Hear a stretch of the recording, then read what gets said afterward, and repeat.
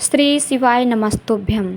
जैसा कि हम सभी को पता है 25 सितंबर 2025 को है नवरात्र का कौन सा दिन? नवरात्र का चौथा दिन। और इन नवरात्रों में अगर आप माता रानी को प्रसन्न करना चाहते हैं तो आप छोटे छोटे से उपाय ज़रूर करें ताकि आपसे माता रानी प्रसन्न हो, आपकी मनोकामनाओं को पूरी करें, आप जो चाहो वो आपको मिल सके। तो आप लोगों को हमारे द्वारा बताए गए उपायों को ज़रूर करना चाहिए। इन 9 दिनों में अगर आप उपाय करते हैं तो आपके जीवन में चल रहे कष्ट, दुख, तकलीफ़ दूर होती है और माता रानी का विशेष रूप से आपको आशीर्वाद मिलता है। तो देखिए, अगर आप चाहते हैं कि आपके घर में भी खुशियाँ आएँ, आपके जीवन में खुशियाँ आएँ और आपके घर में कभी भी कोई भी संकट, कोई भी तकलीफ़ ना हो, तो आप लोगों को वीडियो पूरा देखना है, लास्ट तक देखना है। वीडियो को पूरा देखने के बाद अगर कुछ भी डाउट है तो आप लोग हमसे कमेंट के द्वारा पूछ सकते हैं, और है ना, और जयकारा भी लगा दीजिए। जयकारा लगा देने मात्र से आपका कई बार हर समस्या का हल होता है ना। तो जयकारा लगाना ना भूलें। बालाजी महाराज का, माता रानी का जयकारा लगा दीजिए ताकि आप पर आया हुआ हर एक कष्ट, हर एक संकट दूर हो, माता रानी का आशीर्वाद आपको मिल सके। तो हम बात करते हैं हमारे वीडियो के पहले उपाय के बारे में। तो देखिए, इस उपाय को करने से आप लोगों को क्या क्या लाभ मिलने वाला है। तो हमारा जो पहला उपाय है, इस उपाय के लिए आप इस उपाय को करते हैं तो आपके घर में चल रहे कष्ट, संकट दूर होते हैं। कोई भी विपत्ति चल रही है आपके घर में, है ना, तो इस चीज़ को दूर करने के लिए है हमारा पहला उपाय। तो इस उपाय के लिए आप लोगों को किन किन चीज़ों की ज़रूरत पड़ने वाली है। तो इस उपाय के लिए सर्वप्रथम आप लोगों को 1 लोटा जल लेना है। 1 लोटे जल के साथ साथ आप लोगों को यहाँ पर एक फूल लेना है श्वेत कलर का, एक बेलपत्र लेनी है और एक समी की पत्ती लेनी है। इन चीज़ों को लेकर जाना है महादेव की शिवलिंग के पास। आपके घर पर ही है महादेव का शिवलिंग, इस उपाय को आप घर पर कर लीजिए, है ना। अगर आपके घर पर नहीं है तब आप महादेव के शिवालय में जाइए।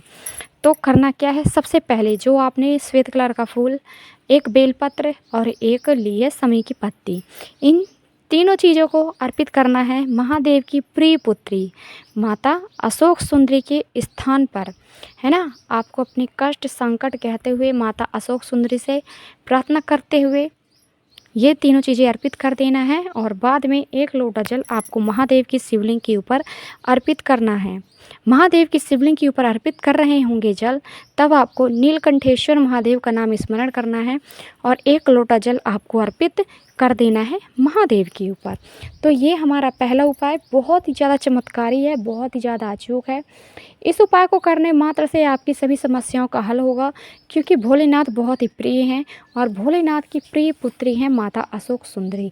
तो उनसे प्रार्थना करते हैं, अगर माता अशोक सुंदरी को अगर आपने प्रसन्न कर लिया तो आपकी सभी समस्या दूर होने वाली हैं। तो ये था हमारा पहला उपाय। तो देखिए, हम बात करेंगे हमारे दूसरे उपाय की। दूसरे उपाय को आप करते हैं तो आपके घर में यदि बहुत ज़्यादा तकलीफ़ें हैं, आपको अपनी मनोकामना को पूरी करने के लिए ये उपाय करना है। बहुत ही छोटा सा उपाय है, बहुत ही सरल सा उपाय है। इस उपाय को करने से आपकी सभी मनोकामनाएं, जितनी भी मनोकामना अभी तक पूरी नहीं हुई हैं, उस मनोकामना को पूरी करने के लिए आप लोगों को ये उपाय करना है। तो इस उपाय को करना कैसे है, क्या क्या होगा इस उपाय से, क्या क्या लगेगा इस उपाय के लिए ज़रूरी चीज़ें, तो इसकी जानकारी हम आपको देने वाले हैं, तो ध्यान से सुनिएगा। हमारा जो दूसरा उपाय है, इस उपाय के लिए आप लोगों को लेना है पीला चंदन। पीला चंदन लेना है, गीला पीला चंदन है तो चलेगा, सूखा वाला है तो चलेगा, ठीक है। इनमें से कोई भी चंदन है, इसे ले लेना है। साथ में 1 से 2 चुटकी चावल के दाने लेने हैं। चावल के दाने लेने के बाद 1 लोटे में जल लेना है। जल के साथ साथ थोड़ा सा गंगा जल डाल दीजिएगा। इन चीज़ों को लेकर जाना है महादेव की शिवलिंग के पास। आपके घर पे ही है महादेव का शिवलिंग, तो इस उपाय को घर पे कर लीजिए। घर पे जब आप महादेव की शिवलिंग के पास जाएंगे, आपका जो मुख होगा उत्तर की तरफ करना है, उत्तर की तरफ आपका मुख होना चाहिए। महादेव की पूजा करते समय, ठीक है।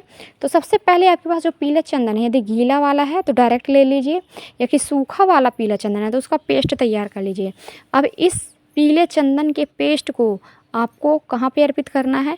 माता अशोक सुंदरी के स्थान पर आपको पूरे पीले चंदन का लेपन कर देना है।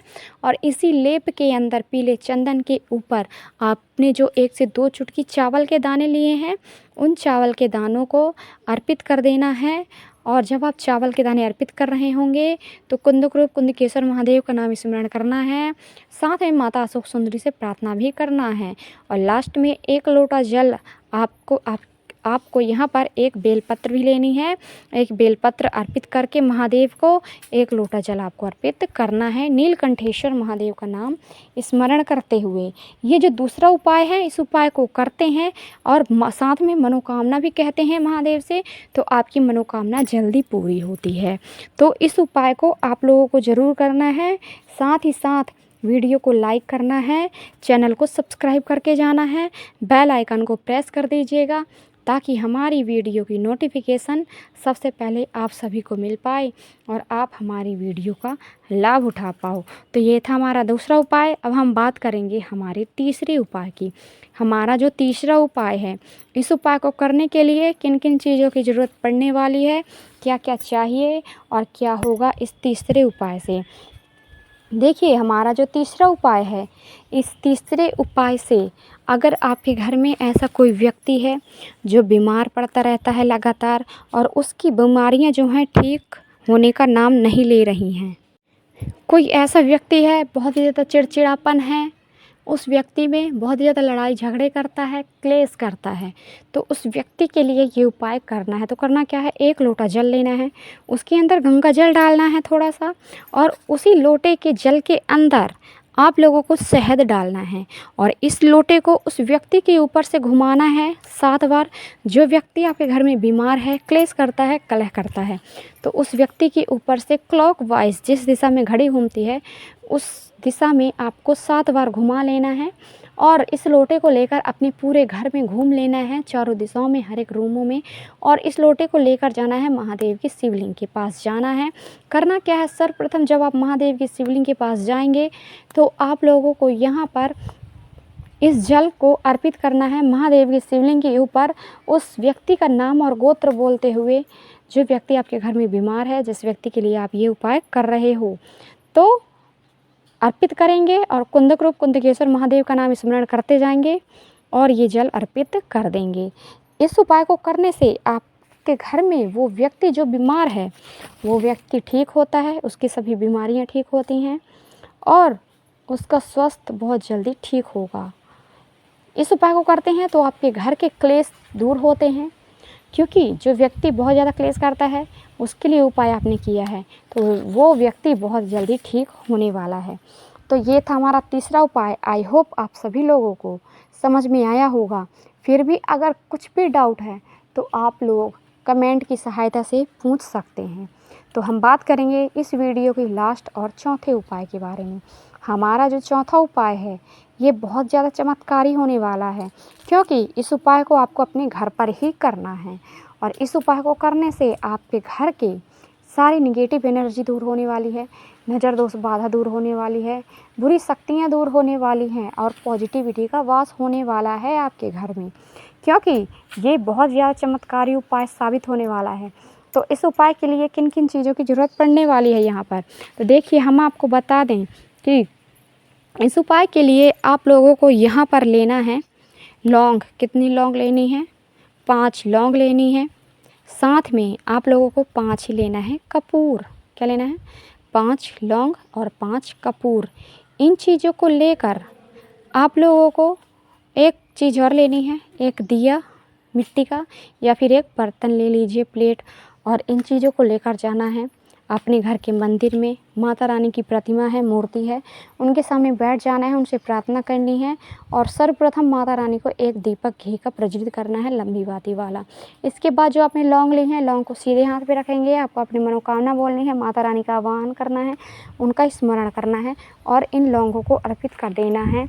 वहाँ पर रख देना है जो आपने दिया लिया है ना, उस दीपक के अंदर रख देना है और उसी के ऊपर आपको कपूर रखना है, जो आपने 5 कपूर लिए हैं, और इन चीज़ों को जला देना है। जब ये सारी चीज़ें जल रही होती हैं, इसके धुएँ को आपको अपने पूरे घर पे घुमाना है, दिखाना है। इसके धुएँ को इसका धुआँ आप अपने पूरे घर पे दिखाते हैं, घुमाते हैं, तो आपके घर से नेगेटिविटी दूर होती है। साथ ही माता लक्ष्मी आपसे प्रसन्न होती हैं, माता रानी का आशीर्वाद विशेष रूप से आपको मिलता है। तो ये था हमारा चौथा उपाय, लास्ट उपाय। आई होप आप सभी लोगों को पसंद आया होगा और समझ में आया होगा। तो वीडियो को लाइक कीजिएगा, चैनल को सब्सक्राइब कीजिएगा, बेल आइकन को प्रेस करना ना भूलें, ताकि हमारी वीडियो की नोटिफिकेशन सबसे पहले आप सभी को मिल पाए और आप हमारी वीडियो का लाभ उठा पाओ। तो हम मिलते हैं हमारी नेक्स्ट वीडियो में।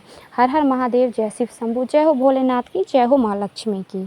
तो मिलेंगे नेक्स्ट वीडियो में।